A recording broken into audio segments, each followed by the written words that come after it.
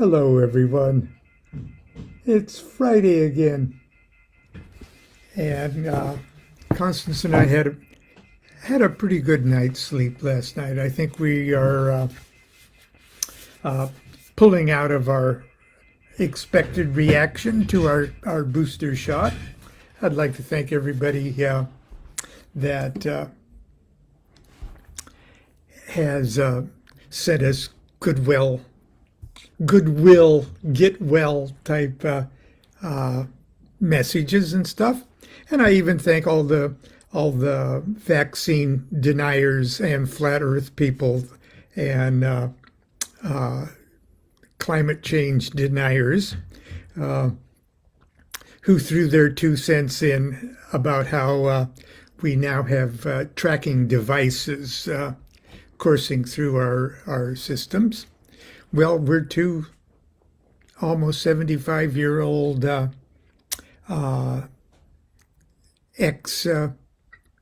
ex-hippies. And so if we have tracking devices coursing through our system, I don't think we're going to be passing them on to our offspring anytime soon. Are we, dear? I was just thinking no one needs tracking devices if they have a mother. But I'm going now. I didn't really mean to, I just heard you in passing. Okay. Thank you, dear, for that. No one needs a tracking device if you have a mother. I'm going to just check my sound level here, because the last couple of days, sometimes my sound level has not been high enough. Just hang on for a second. It looks like everything's operating fine. So anyway, yesterday we were sort of flat on our backs when we could be, just to get some rest and stuff. And there was, I heard somebody drop something heavy on our front porch, and it was a box of these things. Okay, now I'm going to talk about it today. So if you don't want to hear me talk about this, I'll continue to listen anyway. Or if you need to do something else, order this and then go do something else. Anyway, this is the 30th anniversary edition of the first publication of what was then called the Magick of Aleister, the Handbook of the Rituals of Aleister Crowley. And about 20 years ago, it was the new edition of it changed the name around to Magick of Aleister Crowley, Handbook of the Rituals of Aleister. First of all, my mind is blown that we're talking about the 30th anniversary of something. And I'm gratified beyond belief that the good people at Wiser Books have been a wonderful publisher to me over all of these years. And this was 1993 when it first came out, and it was very good of them to believe in me enough to publish that book. And it has held up quite well, at least in my opinion. And you got to remember, it was written by a Lon who was 30 years younger than the Lon that you're seeing now. So, obviously I would have, if I was going to start from scratch and write it today, it would be somewhat different. Maybe a little bit wiser. Maybe I'd know a few more things. Maybe I'd be a little more or a little less presumptuous. Maybe I'd be more humble. But for the most part, I would pretty much write this book today, and I'm gratified that it still is held up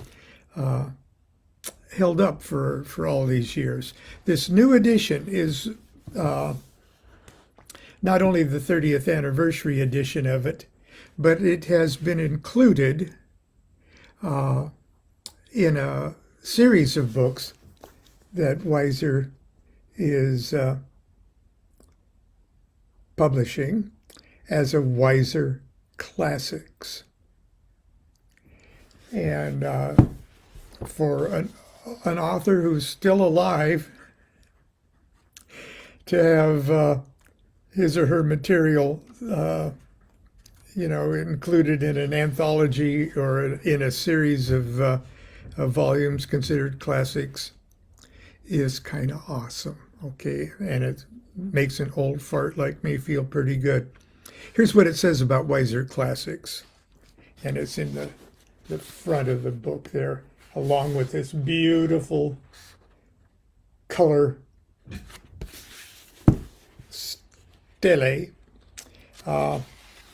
It says, and I don't know when other volumes in this series are going to come out, but the Weiser Classic series offers essential works from renowned authors and spiritual teachers, foundational texts, as well as introductory guides on an array of topics written by contemporary authors.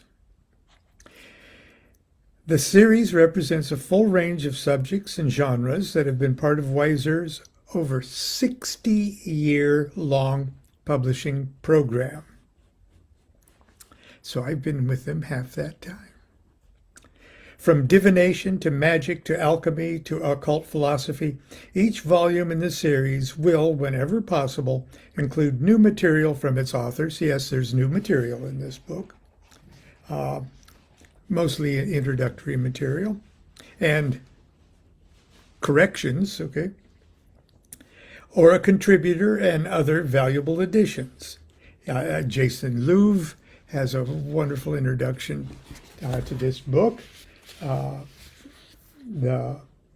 Hymenaeus Beta of the OTO, OHO of the OTO, has an introduction to this book.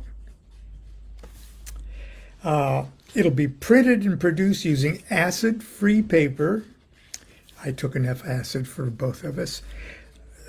Acid-free paper in a durable paperback binding. Now I had to laugh when I read the durable paperback binding.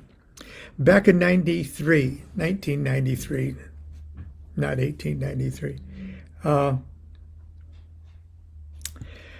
I got my first copy in the mail, just like yesterday. I got a box of books of that sort of coral-colored Magick of Aleister. And I was so excited because up until that time, I'd only had really 4 published works before that. And it was with sort of a small publisher, Falcon Press at the time. It wasn't even New Falcon at the time. And with limited distribution and limited run and stuff. So it was 4 small books that I wrote with Dr. Hyatt. And so I was pretty excited because Weiser was the big time, okay, as far as occult publishers would go, and prestigious publishers. And I knew others that had published with Weiser, who were very supportive, including my dear departed friend James Wasserman, was very instrumental by telling Don and Betty hey, give this guy a chance. He's a pretty good guy. But anyway, when it came, I was so excited, and I picked it up and I smelled the pages and everything, and I looked through the whole thing, and it's just it was beautiful. It was before I found typos and before the blush paled. But anyway, I was working as a part-time typist for the Remedy Temp agency. My son saw me typing in my underwear one day and says, "You ought to go get a job. You type fast. Go be a Remedy Temp." And that shamed me. Okay, it just shamed me. I said, okay, I should really get an honest job.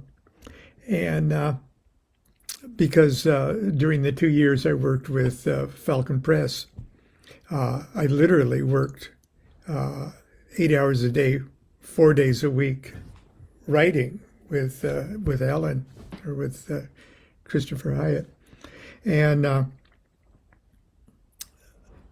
but that was over, and I really did need to get some kind of job, and I really did type, but I knew I wasn't an office worker type. This is a digression, isn't it? I knew I wasn't an office worker type, but just to prove to my son that they didn't want old fat guys in an office. They wanted pretty lady typists. Okay, in those days that was kind of.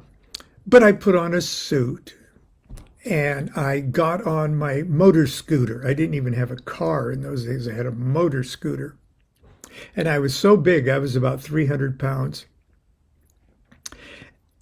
I was so big that it looked like my motor scooter. I had a little Honda. And when I got on it, it looked like I had a motor scooter up my ass. And I was just driving down the road on my, the whole motor scooter disappeared around me. Be that as it may, I went to Remedy Temp, not too far from where I lived, and they saw me coming, and they were so thrilled that I spoke English pretty good, or should I say pretty well. And then they gave me a test, and that I knew my alphabet and which letters come first in the alphabet. And that was, oh, yes. And then they gave me a typing test.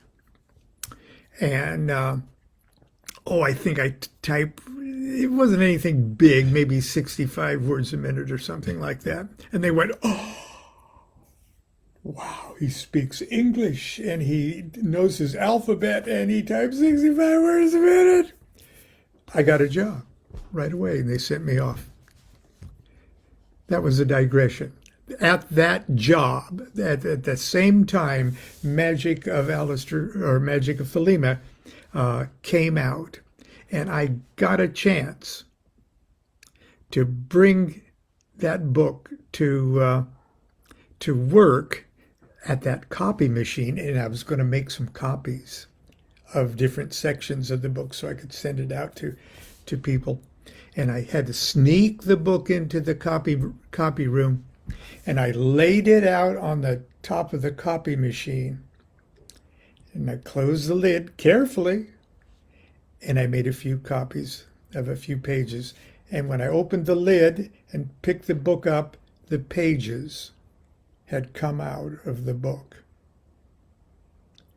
The book that had been perfect bound, which perfect bound actually means glued, had immediately come apart.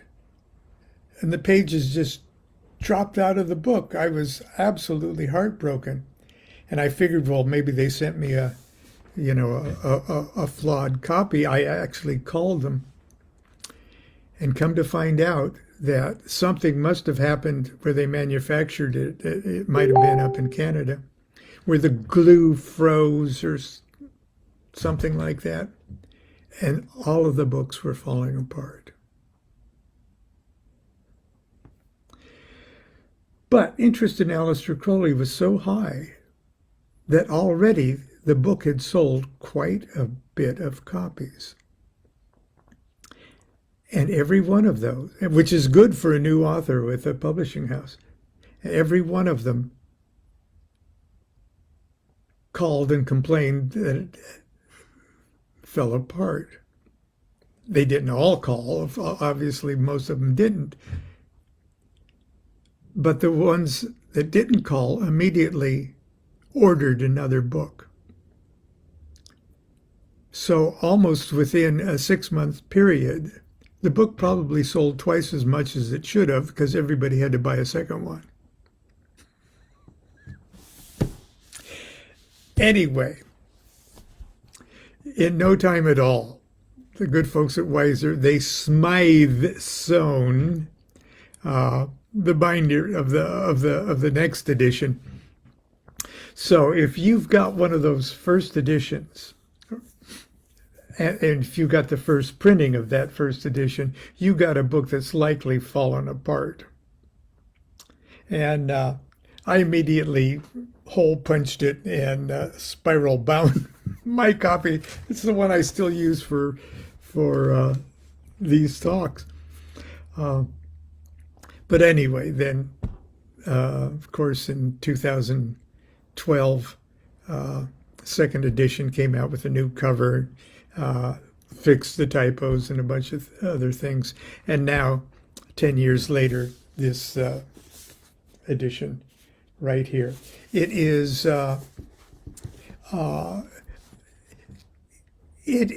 ready for pre-sale on Weiser. You can go to the say Amazon and just type the title of the book in, and it'll come up with the older edition first. But it says other editions available. And pretty soon this will be what pops up on Amazon.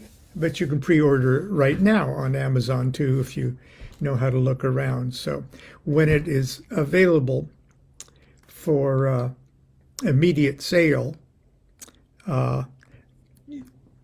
you'll be the first to know. Okay.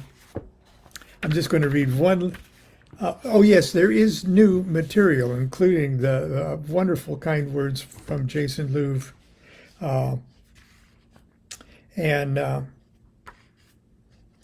But what was I going to read you? Just how it kind of started out. The thing that says the magic of will, I think.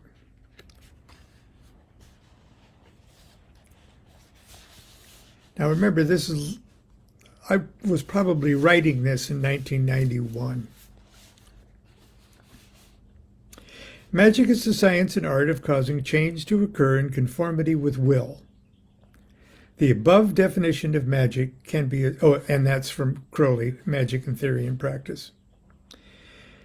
The above definition of magic can be as misleading in its simplicity as it is in its complexity. The key word, of course, is will, thelema, and I spell it in Greek. And according to this definition, any willed action is an act of magic. Brushing your teeth, walking the dog, or even paying your taxes. Conversely, any unwilled action is an unmagical act. Reaching for a cigarette, ordering that fourth martini, or any habitual or reactive behavior that overrides the momentum of one's life focus, could fall into the category of an unmagical act. Try as we might, there's no escaping this simple fact. We are all magicians, and we are either competent or incompetent practitioners of our craft. The great majority of successful magicians do not even realize, nor should they care, that they are magicians, or that there is a name for what they do so well. They could just go through life striving to cause change to occur in conformity with their wills, and that's that. They have made a science out of their lifestyle, and they execute it with great art. They work hard, but for them work is not a burden. It is a labor of love and a continuing expression of their purpose of existence. Obviously, most of us do not, without great effort, fall into this fortunate category of human being. Our magic falls somewhere between competence and incompetence.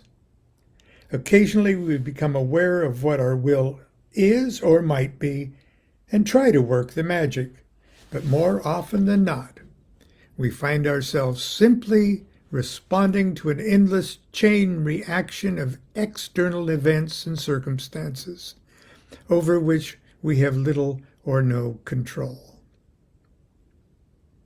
Out of fear, frustration, or what might be called spiritual fatigue, many of us turn to religions whose champions are more than happy to tell us in no uncertain terms what our place in the universe is. And then I go on to talk about the evolution of magical formula. But just before I leave right now, I'm just going to show you, this isn't Lon digressing, okay? This is truly a handbook of the rituals of Thelema. Chapter titles: Frequently Asked Questions about Aleister Crowley.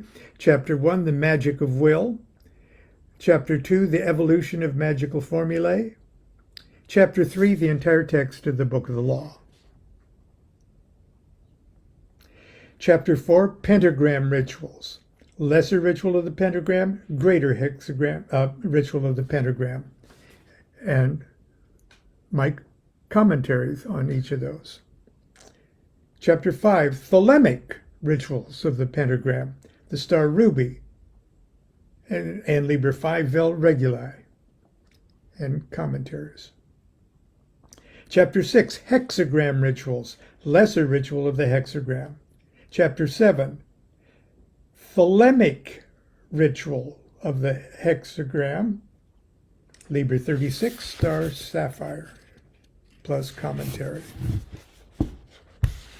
Chapter 8, Knowledge and Conversation of the Holy Guardian Angel, Liber Samach, Ceremony of Invocation. Chapter 9, Solar Rites, Liber Resh Vel Helios, and the Mass of the Phoenix. Chapter 10, Thelemic Mysticism, Liber Nu and Liber Had. Chapter 11, The Rites of Eleusis. Chapter 12, Thelemic Orders. Chapter 13, The Religion of Thelema, the Mass of the Ecclesia Gnostica Catholica. Notes and bibliography. That's the handbook of the rituals of Thelema, written by a young, morbidly obese Lon Milo DuQuette. I'll tell you more about it. I'll visit more about it when it truly hits the stands in just a few weeks. Until then, that's it for today. I'm glad I'm feeling better. Hope you're happy too. And no matter what the anti-vaxxers may say, I'd rather be vaccinated than dead, okay? And you young people who are strong and can get sick over and over and over again and recover from it. There are some people who only need to get sick once. So please, I don't mean to be rude about your anti-vax statements. You're welcome to your opinion. You're welcome to your own body. But fuck you.